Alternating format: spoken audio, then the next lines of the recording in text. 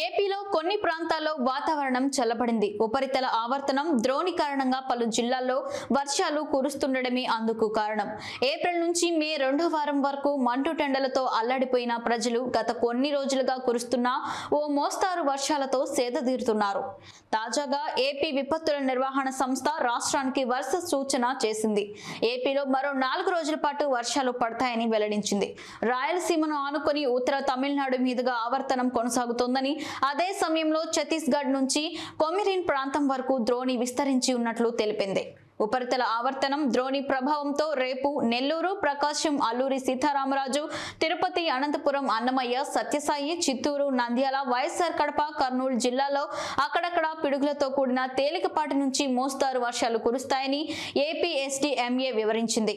కోనసీమ, కృష్ణా, పార్వతీపురం, మన్యం, తూర్పుగోదావరి, పశ్చిమ గోదావరి, బాపట్ల, పల్నాడు, ఏలూరు, ఎన్టీఆర్, గుంటూరు జిల్లాలో అక్కడక్కడ పిడుగులతో కూడిన తేలికపాటి వర్షాలు కురుస్తాయని పేర్కొంది.